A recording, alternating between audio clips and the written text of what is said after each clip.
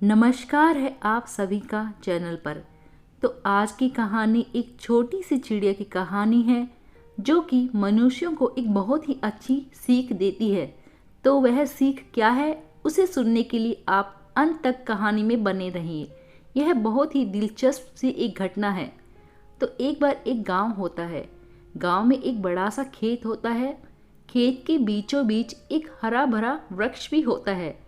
उस हरे भरे वृक्ष की टहनियों पर एक चिड़िया दंपति ने अपना घोंसला बनाया हुआ था। समय आने पर मादा चिड़िया अंडे देती है और उन अंडों में से छोटे छोटे बच्चे भी बाहर आते हैं। तब की बात है, खेत में फसल उगी होती है। खेत की फसल धीरे धीरे पककर तैयार हो जाती है। जो मादा चिड़िया थी, माता चिड़िया, वह वहाँ पर उगे हुए गेहूं के दाने जो होते हैं, फसल होती है, उन्हीं को खाकर अपने बच्चों को उसी से पालन पोषण करती है और उसे खाने की तलाश में ज़्यादा दूर भी नहीं जाना पड़ता है। तो एक प्रकार से उसके लिए है अच्छा होता है। तो एक बार की बात होती है, वहाँ पर खेत में किसान आता है।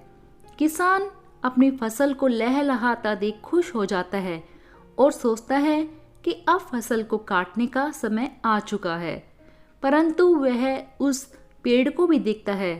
वह उस पेड़ को काटकर उसकी लकड़ियां बेचने का भी सोचता है और सोचता है कि जब फसल कटेगी तब साथ के साथ इस पेड़ को काटकर मैं इसकी लकड़ियों को अच्छे दाम पर बाजार में बेच दूंगा। एक दिन की बात होती है जब माता चिड़िया जो होती है वह भोजन की तलाश में कहीं दूर चली जाती है और उसके बच्चे घोंसले में ही अपनी माँ की प्रतीक्षा कर रहे होते हैं। तभी किसान आता है और उस पेड़ के नीचे खड़े होकर अपनी पत्नी से कहता है, सुनो जी, फसल पककर तैयार हो गई है, क्यों ना इस पेड़ को और फसल को हम कटवा लें। तो उसकी पत्नी कहती है, जैसी आपकी मर्जी। यह बात घोंसले में बैठे चिड़िया के बच्चे सुन लेते हैं। पेड़ कटने की बात सुनते ही वह बेचारे डर के मारे थर थर कांपने लगते हैं, परंतु वह कुछ कर नहीं पाते हैं। यह कहकर किसान अपनी पत्नी से कहता है कि कल ही मैं अपने सभी रिश्तेदारों, सगे संबंधियों को पत्र लिखकर आने के लिए कहता हूँ ताकि फसल कटवाने में वो हमारी मदद कर सके। यह कहकर किसान और उसकी पत्नी वहाँ से चले जाते हैं। जब शाम होती है, माता चिड़िया अपने घोंसले में लौटती है। घोंसले में अपने बच्चों को डर से थर थर कांपते देख वह अपने बच्चों से पूछती है, प्यारे बच्चों, क्या हुआ, तुम क्यों डर रहे हो। तब वह अपनी माँ को उसके पीछे से घटी हुई घटना का सारा वर्णन कह देते हैं कि किस प्रकार किसान अपनी पत्नी से फसलों के साथ साथ यह वृक्ष भी काटने की बात कह रहा था। तब चिड़िया मुस्कुराती है और कहती है, मेरे प्यारे बच्चों, तुम बेफिक्र हो जाओ, कल कोई भी फसल काटने नहीं आएगा। इस प्रकार से अगले दिन तो क्या 3-4 दिन और बीत जाते हैं, परंतु कोई भी उस फसल को काटने के लिए नहीं आता है। अब कुछ दिनों के बाद फिर से वही घटना होती है। किसान अपनी पत्नी से कहता है कि मैंने तो सभी सगे संबंधियों को पत्र लिखा कि फसल काटने में मेरी मदद करे, परंतु कोई भी फसल काटने में मेरी मदद करने के लिए नहीं आया। तब उसकी पत्नी कहती है, छोड़ो जी, हम अपने पड़ोसियों से कहते हैं कि वो हमारी मदद करे। किसान कहता है कि कल ही मैं सभी पड़ोसियों के साथ आकर अपने खेत की फसल को कटवा लूँगा। यह बात फिर से चिड़िया के बच्चे सुन लेते हैं और वह डर के मारे कांपने लगते हैं। वह शाम को जब चिड़िया घर लौटकर आती है तो वह अपनी माँ को फिर से कहते हैं कि माँ, इस बार किसान अपने रिश्तेदारों के बजाय अपने पड़ोसियों को लेकर आएगा और इस फसल को काटेगा।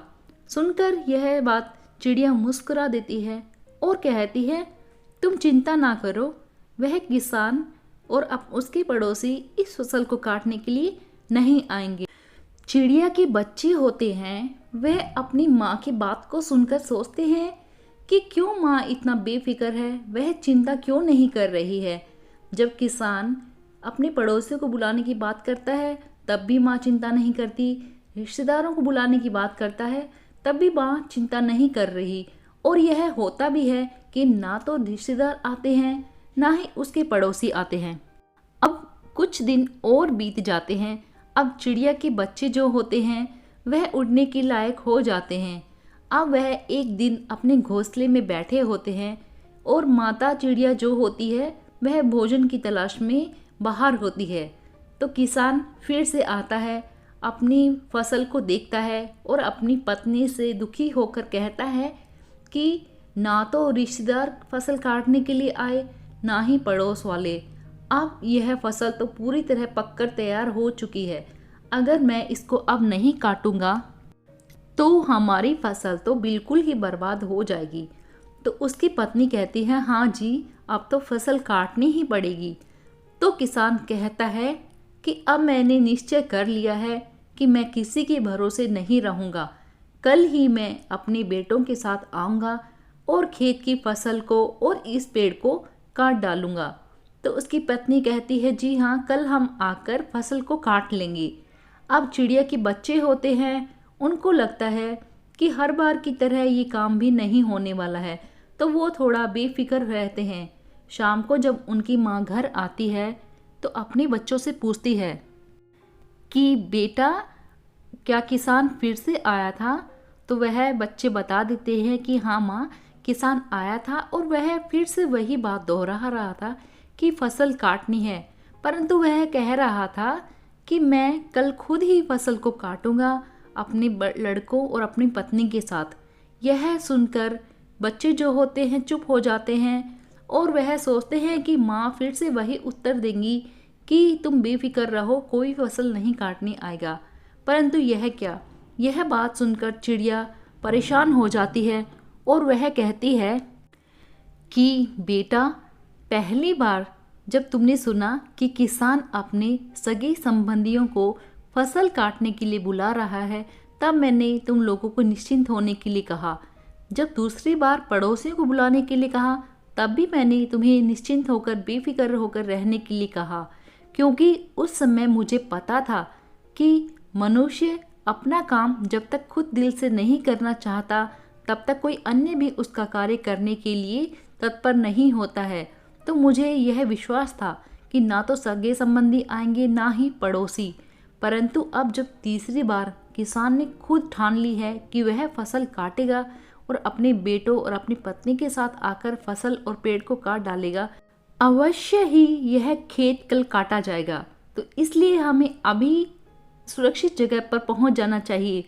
तो चिड़िया की कहानी से हमें यह सीख मिलती है। उस चिड़िया ने यह सीख दी कि जब मनुष्य दूसरों के भरोसे रहता है तब उस काम का होना असंभव होता है, परंतु जब मनुष्य अपने मन में ठान लेता है, जब उसके दिल में आती है, तो वह हर काम को पूरा करके ही मानता है। तो यह थी एक कहानी, चिड़िया की सीख। कहानी कैसी लगी? अच्छी लगी है तो प्लीज़ लाइक कीजिए, शेयर कीजिए। चैनल पर नए हैं तो सब्सक्राइब कीजिए। कहानी में बने रहने के लिए, अपना साथ देने के लिए आप सभी का बहुत बहुत धन्यवाद।